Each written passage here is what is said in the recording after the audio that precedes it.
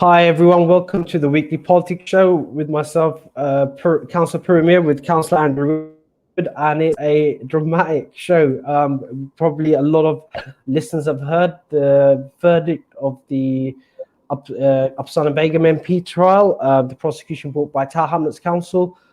She's been proven not guilty on all counts. So Andrew and I are going to go through it. Andrew, most of the days making notes, and there seems to be a lot of the court case has left more questions that need to be answered than shed more, say, heat than light kind of issue. We need to get to the bottom of how Tower Hamlets Council got to where they are and why they're still in the news for the wrong reasons.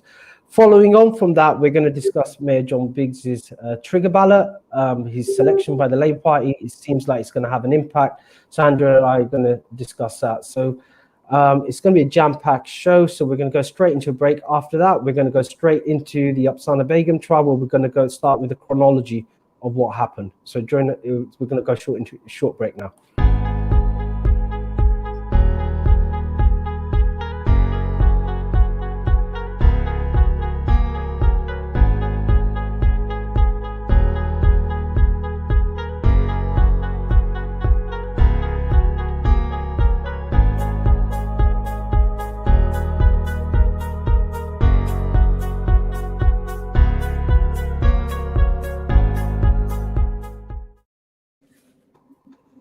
Hi everyone, welcome back to the weekly politics show. I'm Councillor Puru with co-host Councillor Andrew Wood, and we're going to have an extensive discussion on the Apsana Begum trial, the prosecution brought by Tower Hamlets Council for housing fraud.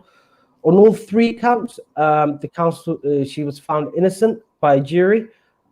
So Andrew was there following this as part of the opposition group.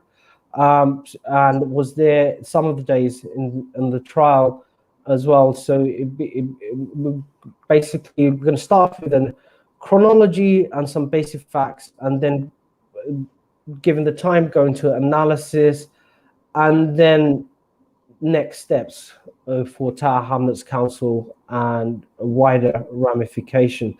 So Andrew, over to you. This investigation kicked off as soon as he was selected for MP in November. The story is broken by The Sun, where the journalists approached the council, and the council confirmed that they started an investigation on Apsana.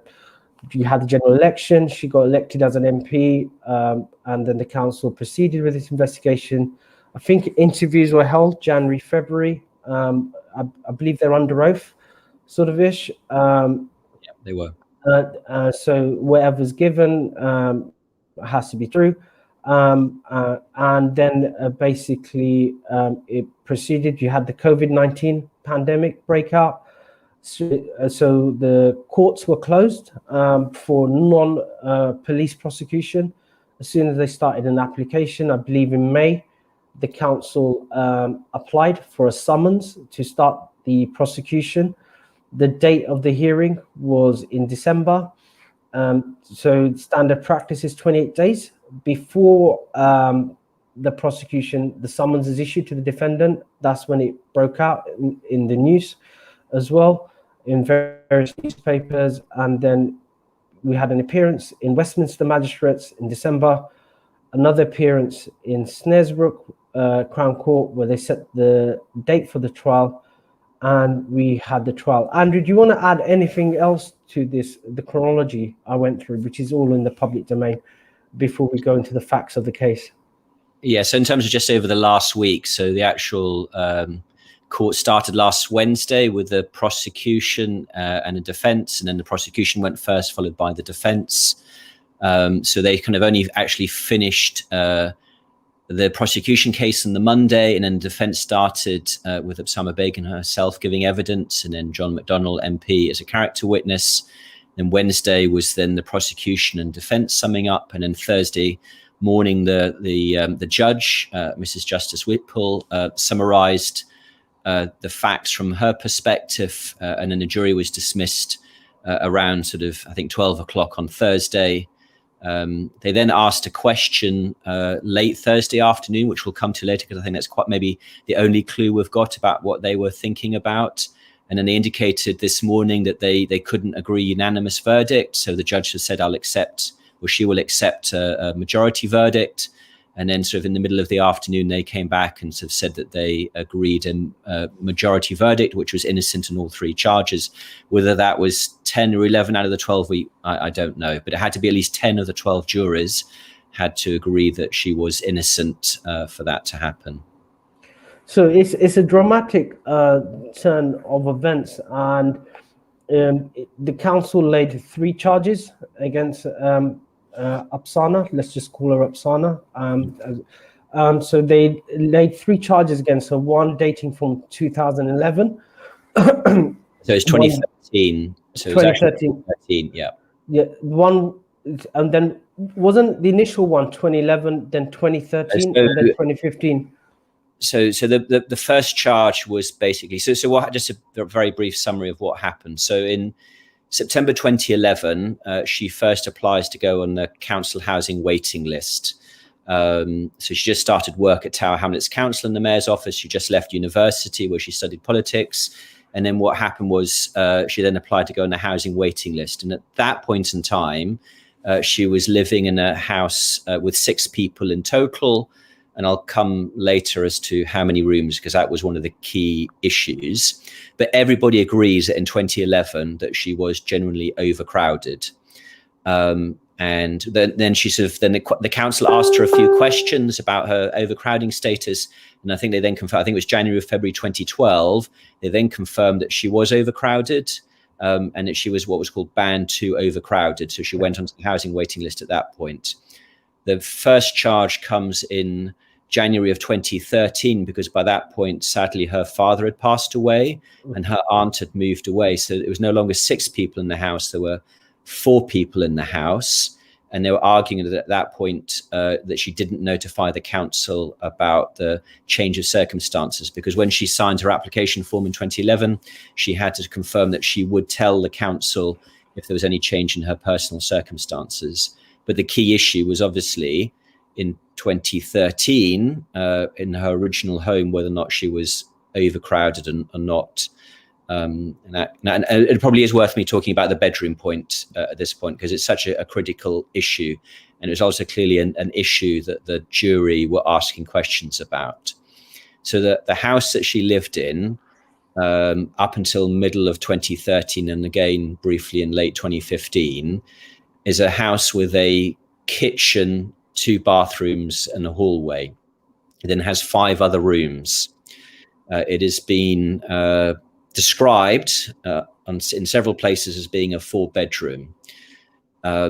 When it was sold by the family in 2017, at that point in time, because we have pictures, because you can actually find this on Rightmove website, at that point in 2017, it had 3 bedrooms, a dining room and a living room.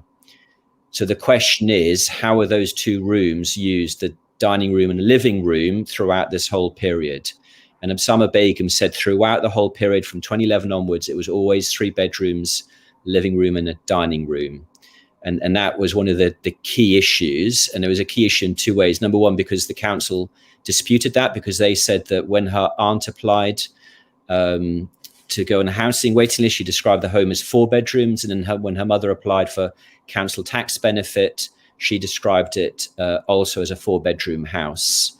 But there was no direct evidence as to exactly how the rooms were being used during that period of time. And then another very important issue, and this is where the jury asked questions, is what is the council's own policy about how do you interpret those 5 rooms? Is that a 4-bedroom or is that a 3-bedroom?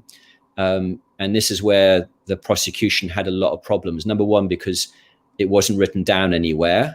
And then the second problem is that in the investigation, the council's investigator was talking to various housing officers. And I think he actually, and I've got lots of detailed notes I need to probably reread at some point. But I think what he said is that the prosecution would be ripped to shreds in court because there was a dispute within the housing department as to how you define that type of house.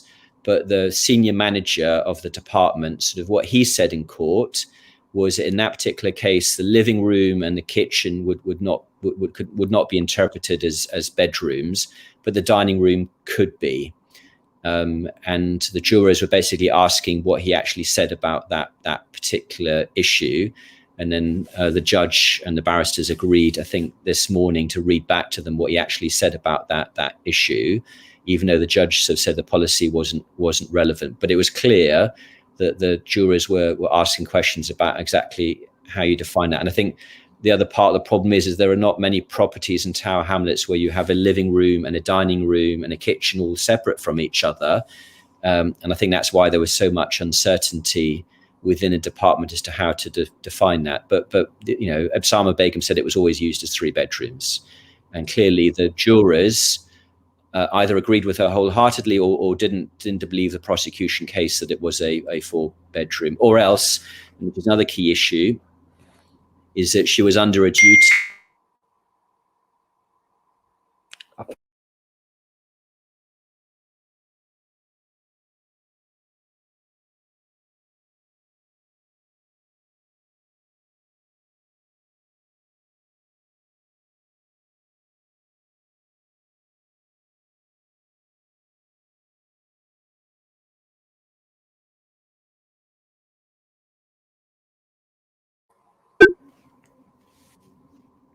Hi, Andrew. Are you Sorry, back? Puru, I can't hear you. I think we've lost Andrew there. I'm here. Andrew, can you hear me? I can hear you. Can you hear me? I can hear you. Okay, cool. Sorry. Do you want to? I think we were talking about the bedrooms and the fact that we're basically there wasn't a fixed definition. If you just want to continue from there, please. Yeah. So yes, I lost you for about 20 seconds. So what I was saying is that there was no written down policy about how you decide a 5-room house, whether it was, a living room, a dining room, and 3 bedrooms used by 3 or 4 people was overcrowded or not. And there were disagreements within the department as to how you interpret a 5-room house. And that was clearly something the jurors were interested in, because they were asking about the testimony on Friday morning by a senior housing, or the most senior housing manager. And apparently, so I wasn't there on Friday morning. I was doing this in rotation with Councillor Peter Golds, but then we tell each other what happened. But all I can say is that the judge actually made a joke in the afternoon about the witness, i.e. the senior housing manager, falling apart in cross-examination. So clearly that was a damaging point in time for the council in terms of how do you define the use of these rooms. So to summarize for our listeners and viewers, the main plank of the council's prosecution was that she made an application for living in overcrowding housing. They're claiming she wasn't, but they never had a fixed definition. So it was a complete blur. So you bring a prosecuting someone on something which is basically a strict liability. It's like either you have housing insurance, either you have motor insurance or you don't. Yeah. Either you're over the limit or you're not. Now, if you come and say the speed reading, we're not sure what the speed limit is, then basically a large plank of your prosecution against someone just falls apart, or we don't know the definition of what a motor insurance is. So that's kind of the lame example. But in this case, what the judge was saying was she had a duty in early 2013 to notify the council about a change in circumstances, and she didn't do it. So whether it was 3 or 4 bedrooms wasn't actually the key issue from the charge, is whether she notified them that she was no longer living with 6 people in total, but it was now 4 people in total. So that was their charge. But I think it is worth. Now we're about to go to a break, so maybe I'll wait till after the break. So we're going to go into a short break, and then we're going to come back and let Andrew continue with his point about the judge's comment.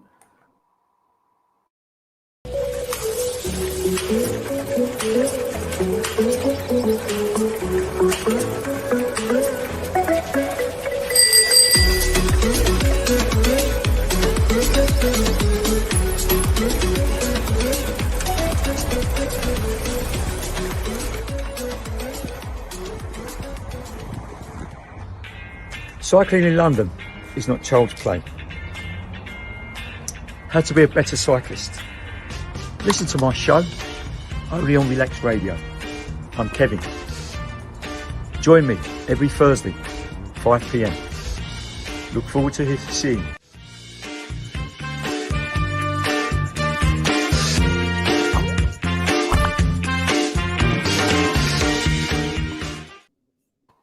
Hi guys, welcome back to the Weekly Pod. I'm Councillor Puru with co-host Cllr Andrew Wood. So we were discussing the Apsana Begum trial, and dramatically last Friday, the main plank of the council's prosecution collapsed because they didn't have a strict definition. And Andrew, sorry, I was cutting you off when we had to go into a break. Do you want to just continue with your point? Another key point, and I said it in that bit that you may have lost. So within the council housing team, there are also differences of opinion about how to interpret it. And one of the things the investigator found was that there were those differences, and he sort of said that the prosecution would be ripped to shreds. So this is the council's own investigator preparing the case at the very beginning, saying the council would be ripped to shreds in court because of this difference of opinion within the council. But I think the other thing that's worth reading out is all three charges were fraud related, and the judge read out, how do you prove fraud? And she said it's A, B, C, and D. So A is that you have to confirm that Apsana had a duty to disclose facts, for example, a change in circumstances and all the rest of it. And both the defense and the prosecution both agreed that, yes, she had that duty. So there's no doubt about that. But then point B is that you then have to prove that she actually failed to disclose those key facts. And obviously this is where the defense said she did and the prosecution said she didn't. And then C, that she dishonestly failed to disclose key facts. So at various points, she was saying, how stressful her life was. So yes, I mean, it didn't say this directly, but the interpretation was, yes, maybe she didn't tell the council, but this is at a period of time when she was undergoing enormous stress because of family issues or leaving her husband. And then the last D is that she was dishonest in order to make a personal gain. So the prosecution had to prove all of those 4 points in order for the jury to find her guilty. And interestingly, they didn't use the term beyond reasonable doubt. They had to be sure of those 4 facts. And obviously, the last 3 were in dispute by the defense, and obviously the jury believed them. Or didn't feel that the prosecution actually sort of made the case. So another key point that was damaging to the prosecution was, so Apsana Begum was employed first by Tower Hamlets Council and then by Tower Hamlets Homes from 2011, I think, into 2016, but certainly for a period of time. And during that period, she received 14,000 emails and she sent 13,000 emails.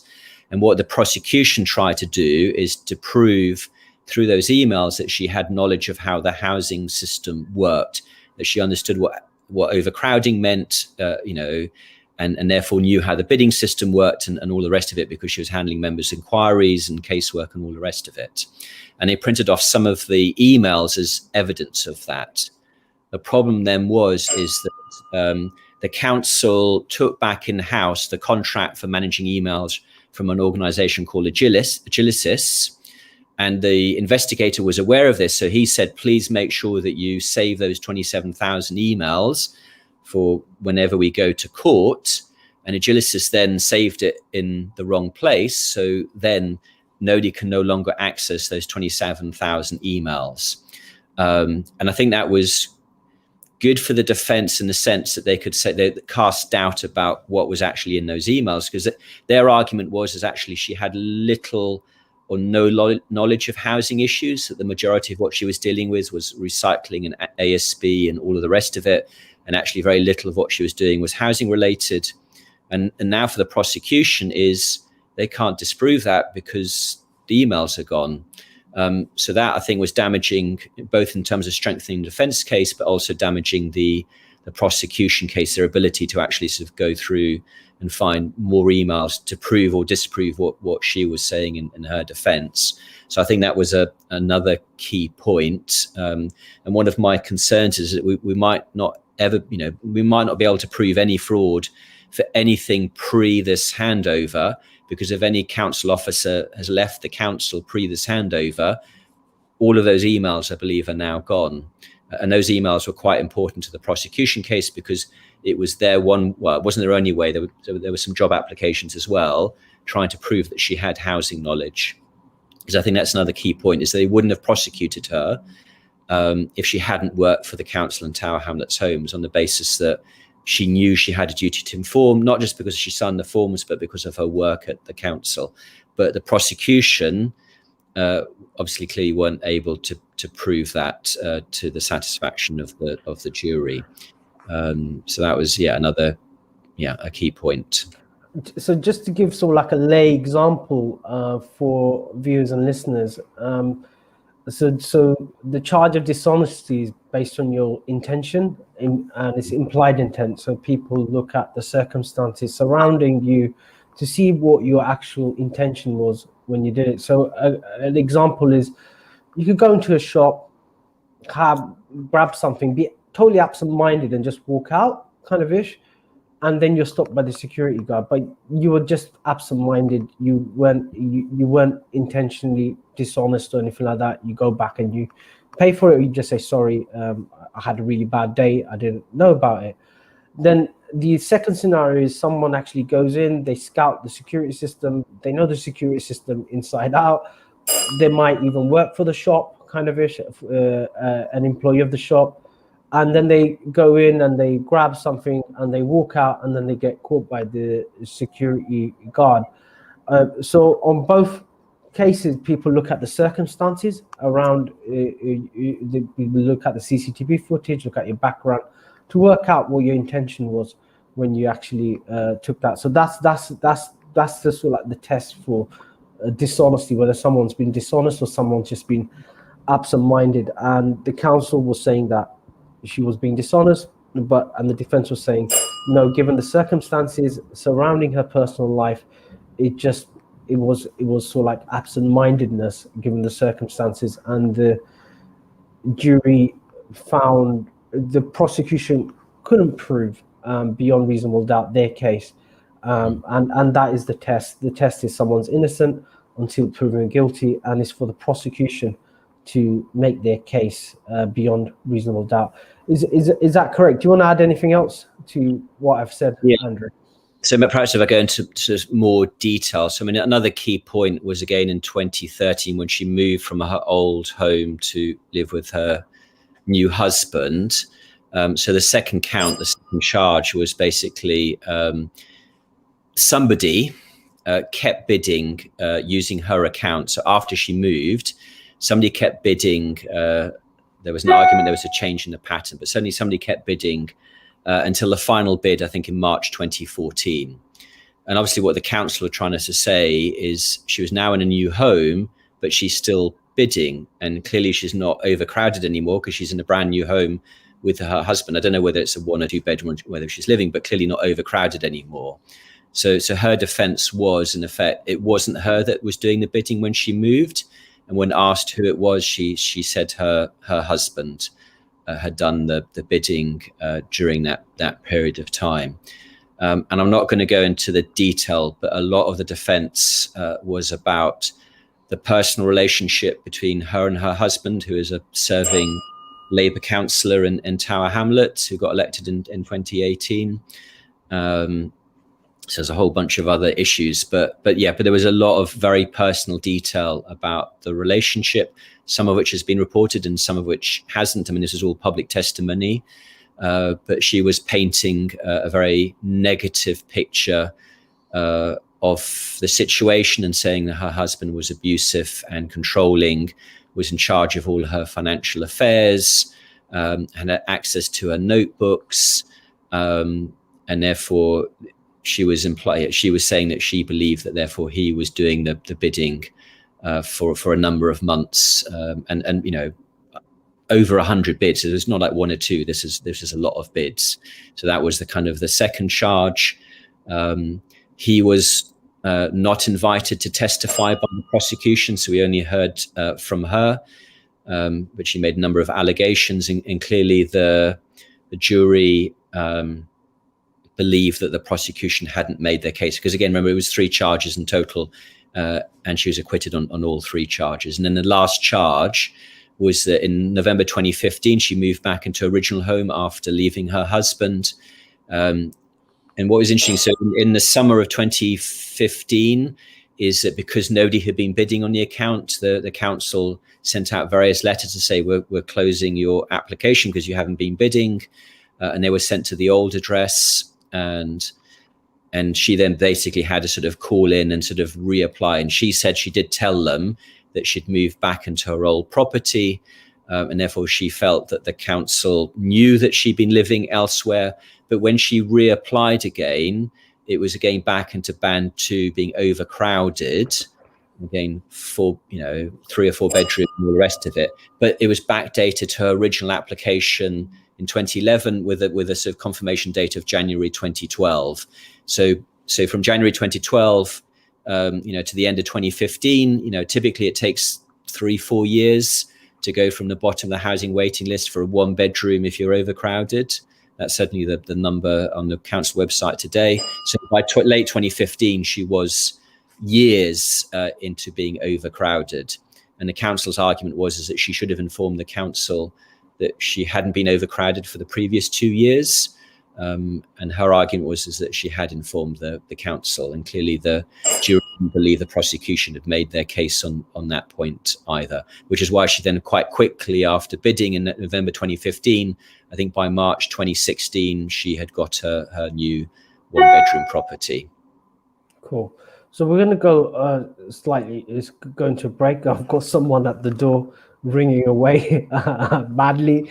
I hope it's not someone from the council's legal department, kind of ish. But we're going to go straight into a break. After the break, we're going to basically continue with our discussion.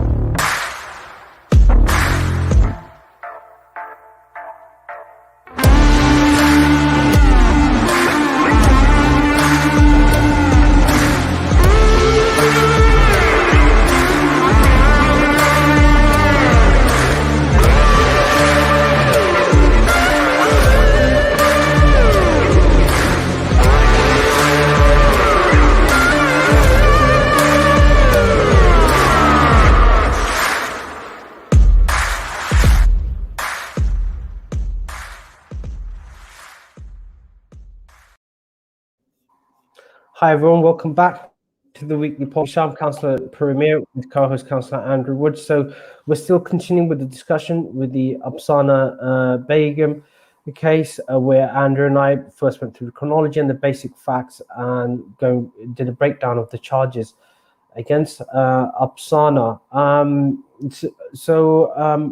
Andrew, what are the lessons that Tower Hamlets Council need to learn? Because it seems like, again, we're in the news for the wrong reasons, kind of ish. It's left a lot of questions. I know I've received a lot of phone calls from people just trying to understand why this has happened, how it got so far, etc., especially how people feel that someone's name has been dragged through the mud, kind of ish, and then they've been found innocent, sort of. So that's the kind of impression that's out there in Tower Hamlets. Obviously, nationally, there's a different picture. The kind of ecosystem in Tower Hamlets is different from the national picture, but that's the feeling on the ground here in Tower Hamlets. So, Andrew, what lessons are you going to ask? What questions are you going to ask Tower Hamlets Council? What lessons do we need to learn from this? So as an audit committee last night, and I was like, couldn't say very much because the jury were still deciding. And as I've said, there were at least 5 key issues that we needed to resolve.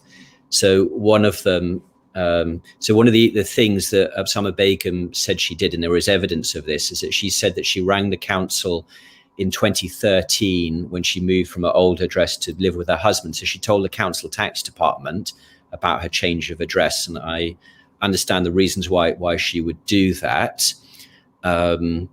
And at that point, there should have been, some internal flag, red warning, whatever you want to do it would have then told the housing team that somebody who's applied to be overcrowded has actually changed her address. She also said, by the way, that she did call the housing team as well to inform them as well. She also said her husband was going to do that as well.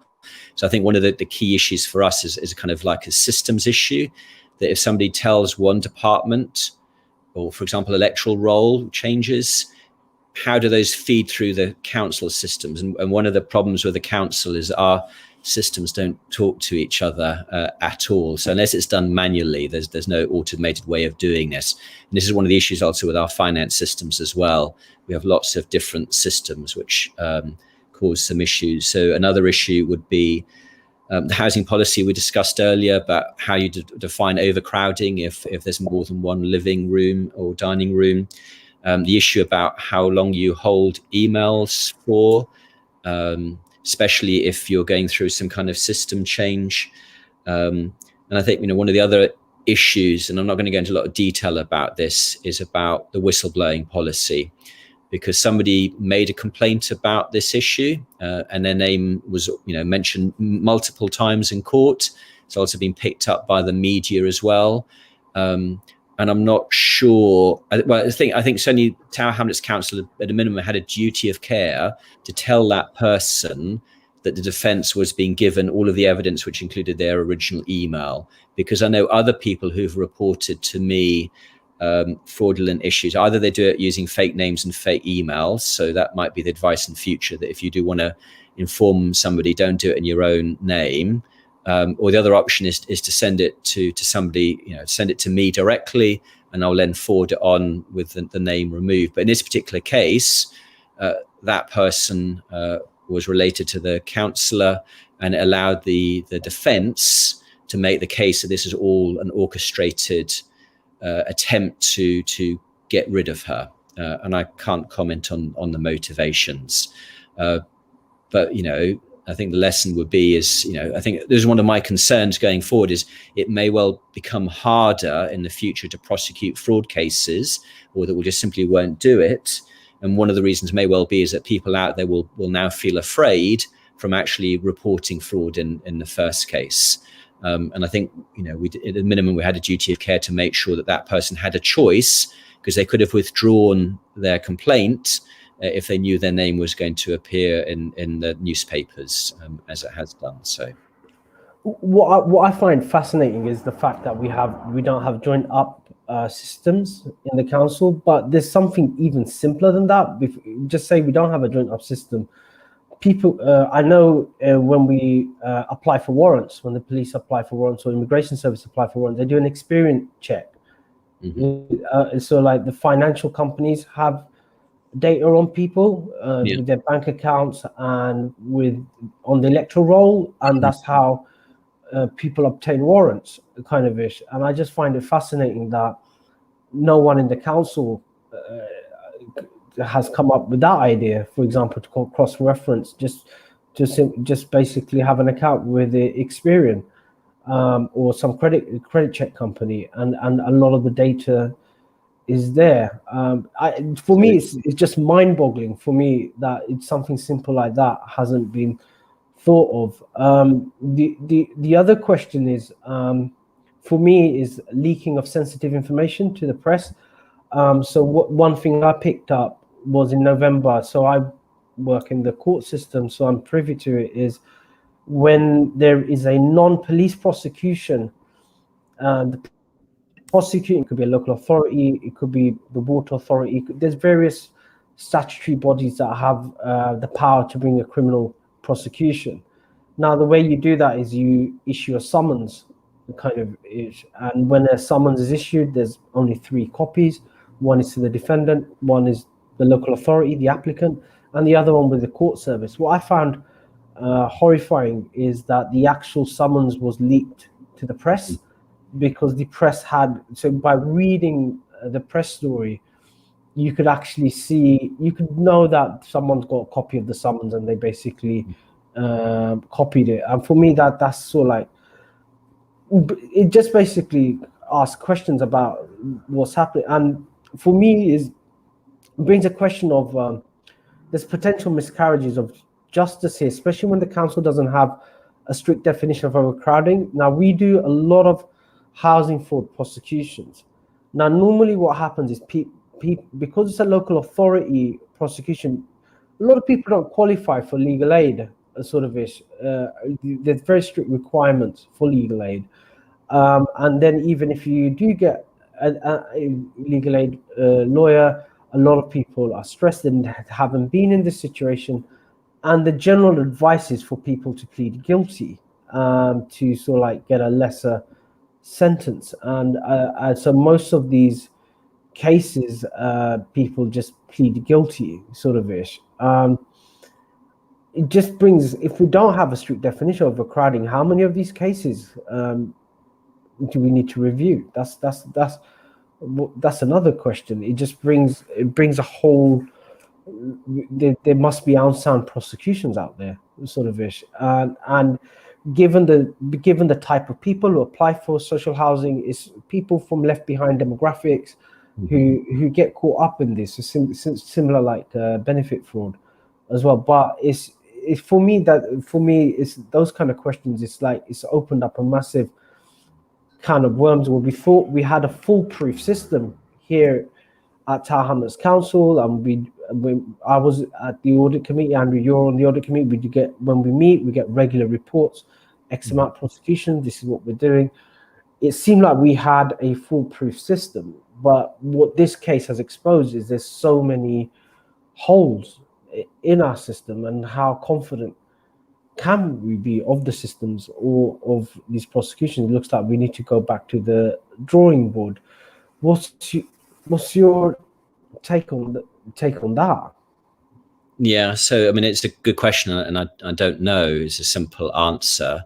And I think maybe another important point to make is that the defence did a really good job. So the defence barrister, she was really good, and she sort of found lots of flaws and raised lots of stuff. I'm not sure all of it was 100% relevant, but what it did do. And that's in a very important point, Apsana didn't need to prove she was innocent. That's not the point of the courts. All she has to do is raise doubts in the prosecution case to prove that, not to prove, but to raise enough doubts that the jurors won't convict her. And the defense did an excellent job on that in a number of different areas. So one of the things that was mentioned was actually a sort of audit committee meeting in July 2019, where ironically it turned out many of the key individuals are actually at that meeting. And strangely enough, it's the only audit committee I think I've missed in the last couple of years. So I can say I wasn't involved in the same here. But ironically, what in that meeting, one of the things they were talking about was a national fraud initiative, where every 2 years they kind of do this exercise where they kind of look for fraud by matching data across different databases.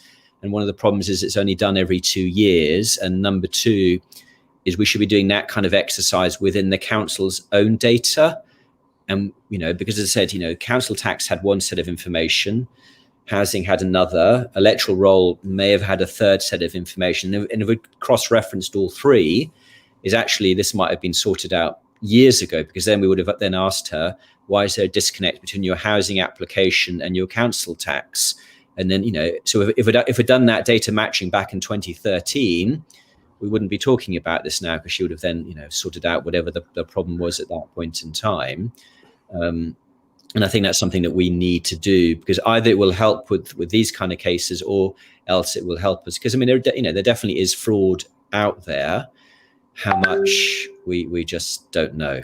I think the other concern for me is a lack of quality control, and I'm going to put my hands up. I work in the court service. My day job, I don't adjudicate, but before I used to sit on a lot of local authority cases, and one pattern I found systematically was a lot of prosecutions brought by Tower Hamlets Council, they go to trial and it collapses. It's either thrown out by the judge, and sometimes you're scratching your head as to why are these prosecutions, where is the quality control? And just to give viewers and listeners an idea, if you had a police prosecution, there's so many quality controls. You've got the duty sergeant at the police station taking a view, then it goes up to CPS, the Crown Prosecution Service. They have a senior lawyer review it, and then on the day, it's again reviewed by a senior lawyer before it's handed over to the prosecutor, and then the prosecutor does the review. And I've seen on so many cases when new information is produced or they read through it, they just make a decision that it's not in the public interest, or there's not enough evidence to prosecute. Here, that was my initial gut reaction when this was going forward. Where is the quality control in all of this? And what I found quite concerning is that the actual investigator saying that this is going to be shred to pieces, and no one picked up on it. Yeah, it's just like, where was the review on that? Where was the outside eyes on it? And why don't we have an external audit on our prosecution, etc., an outside set of eyes, an experienced brief looking at these things, someone who's experienced in litigation, for example. And it shows there's a lot of issues around how the council proceeds with these matters. And comparing to other local authorities, I just want to say that other local authorities are much better in terms of the quality of the prosecution. Some local authorities, they farm it out to a legal firm to do it. So the London Borough of Waltham Forest, for example, some have in-house teams, or in Newham, you have a hybrid, so like an in-house team that does work for other local authorities as well. But it just seems like in Tower Hamlets, there wasn't any quality control. Is that something you'd be picking up as well, Andrew? Because it just seems like if for example, a police officer is saying there's issues with this investigation, there's insufficient evidence, that would put red flags to the Crown Prosecution Service. Here, it doesn't seem to be any red flags, or if you're going to proceed with it, how you're going to mitigate against these issues. Yeah, because we were concerned at various points about the prosecution case. I'm not saying it would have made a difference, but there were definitely some weaknesses in the prosecution case. So a very simple example, it was never explained that Tower Hamlets has an executive mayor model of government. So the impression was perhaps given that councillors are more powerful than we actually are. So the fact that there was a councillor involved allegedly, in sort of pulling this all together might have been believed by people who live in local authorities where councillors are in charge, but that's definitely not the case in Tower Hamlets. And that point was never mentioned by the prosecution at all. And the prosecution clearly lacked kind of what I would call local government experience, whereas actually the defence barrister, I understand, actually does have local government experience, and I think that's why she was particularly effective in a number of occasions, because she knew enough about local government to point out flaws. Helen Law is from Matrix Chambers. She's one of, I looked her up. She's one of the leading junior barristers. She specializes in fraud and public law as well. She's actually worked on behalf of local authorities. So she's been on both sides as well. So it was a fairly experienced barrister for this case. So it basically means that it looks like it's a lot of questions being asked of Mayor John Biggs, because he is an executive mayoral model. So we're going to go straight into a break where we kind of dovetail this issue into Mayor John Biggs's reselection bid within the Labour Party, and whether this is going to have an impact or not as to his bid to serve another term. So we're going to go straight into a break now.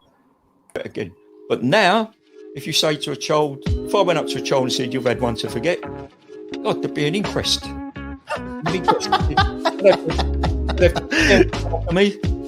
Why did you reject my son? Well, I haven't rejected your son. I want to talk about, how the generation gap, how much it's changed, especially when you check the youth nowadays in comparison, to people back in the day. I'd say when I was younger, it was more disciplined. Not now. In comparison to now.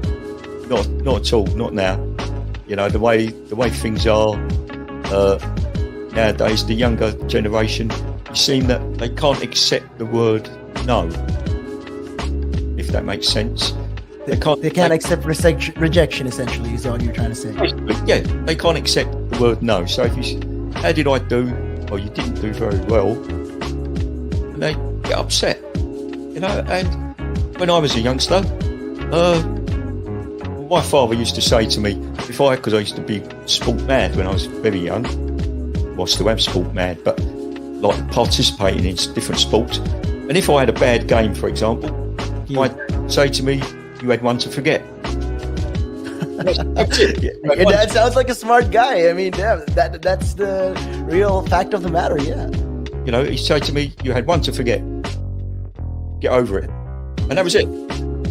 So I dust myself down and do it again. But now, if you say to a child, if I went up to a child and said, "You've had one to forget," God, there'd be an inquest.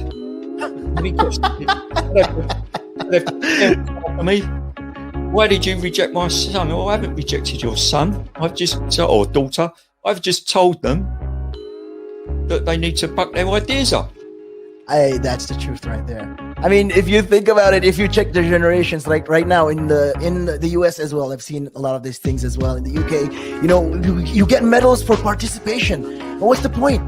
What are you trying to? Yeah, what's the point? Either you win or you lose. People are so afraid to put that whole notion of losing. When it comes to right now, the generation gap is just crazy. How much a lot has changed. Social media has taken control of our lives, and we don't even realize it anymore. We're crippled because of it.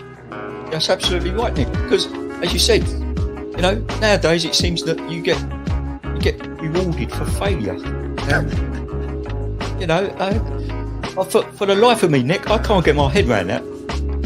Perhaps I'm just getting old and morbid. I don't know. I just can't get my head around how you could be rewarded for failure.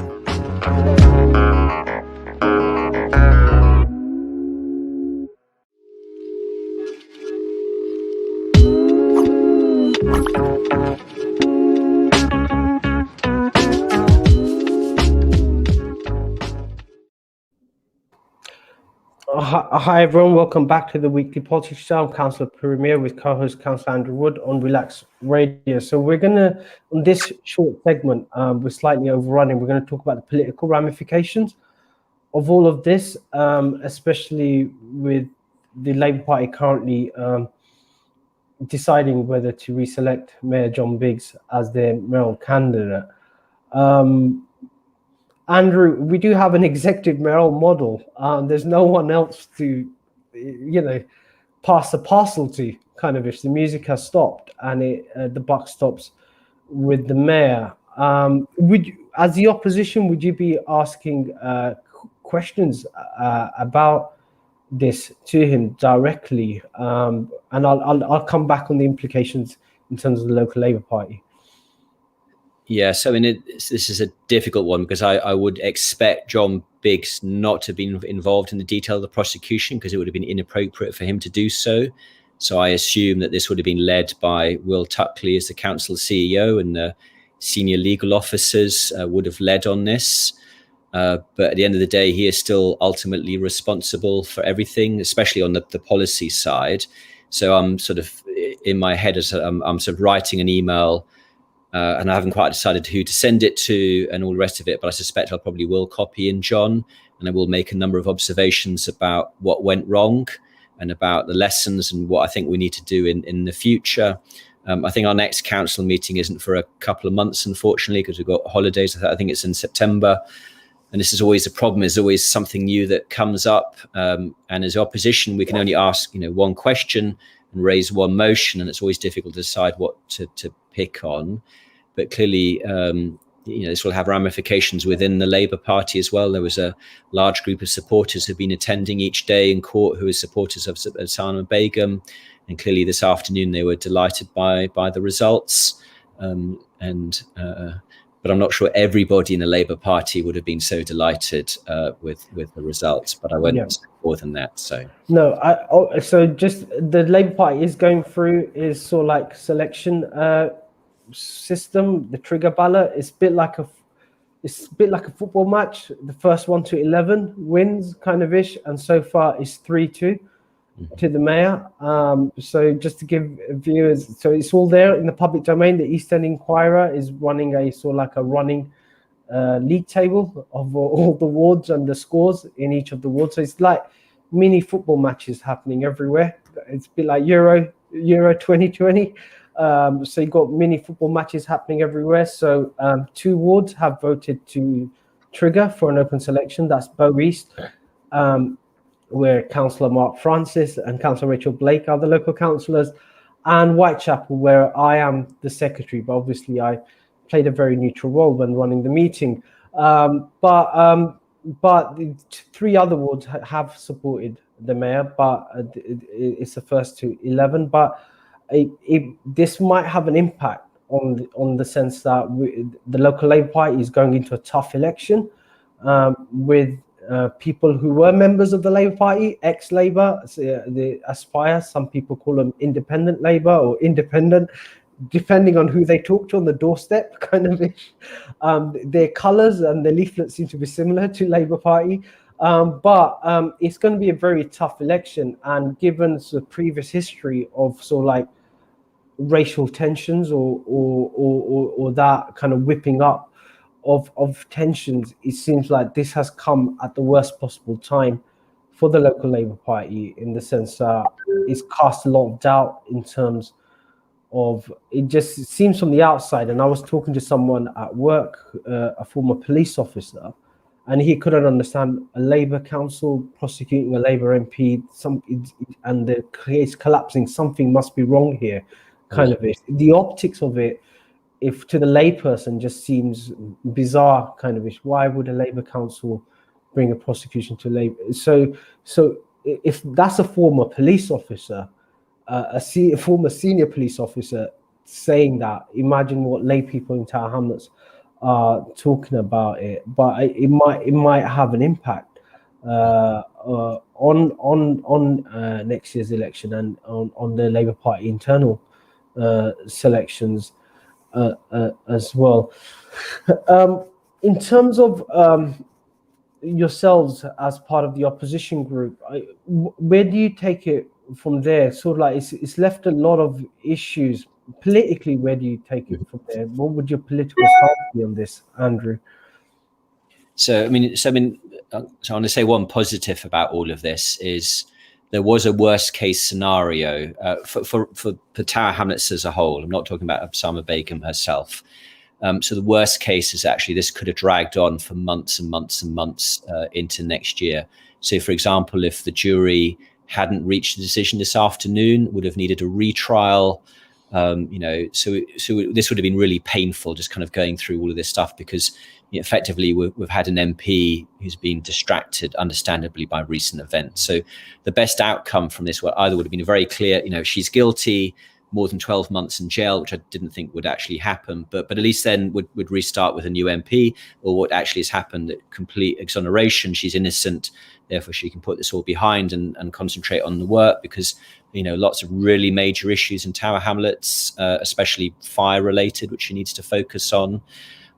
So I guess that is the positive, but yeah, this is not great for because again, we're dealing with problems again. So last night, audit committee, again, the accounts still not signed off. It looks like we might have to reopen previous year's accounts now as well. So it might be that we have 5 years of accounts open and unfinished, which from a financial point of view is not a good thing. But fortunately, we have lots of money, £578 million usable reserves. So, that cushions us.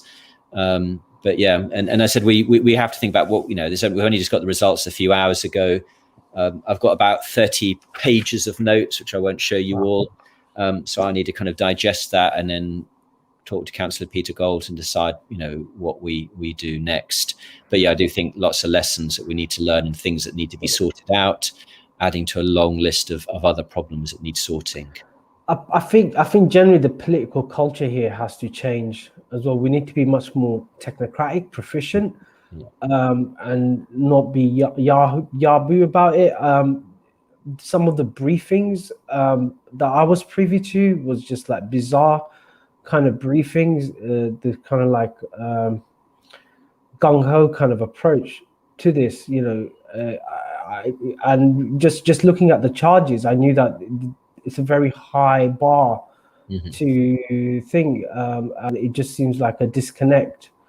And I think hopefully it's a beginning of cleaning things up in this borough in terms of processes, because it's the dysfunctionality, it seems, of processes and public institutions that actually give this borough a bad name, not necessarily individuals. It seems like an institutional thing, a systematic thing, and hopefully this is a shot across the bow to get things right for everyone. But on this note, we're going to come to an end. Andrew and I are going to see how this story develops. If there are any further developments, we might do another session on this. We might have a guest speaker to come to have a look at the wider picture, because there are other prosecutions of MPs in the offing as well, Tory MPs, Labour MPs, the political impact, and just a general sort of like a direction of, say, politics, the law and ethics, and how we navigate those tricky waters. So thank you for joining us in this sort of like marathon kind of impromptu, hot off the table discussion. I did notice there was a lot of comments, a lot of views. I will be editing the video tonight and push it out so it becomes a term of reference. Andrew's happy to field questions, Andrew, on your Twitter. You can find Andrew on Twitter and field questions. I look forward to Andrew's analysis, and we'll have a discussion whether we do a round 2. But thank you again for joining us this weekend, and thank you for watching the Weekly Policy. I'm Councillor Puru with co-host Councillor Andrew Wood. Thank you very much. Bye-bye. Bye.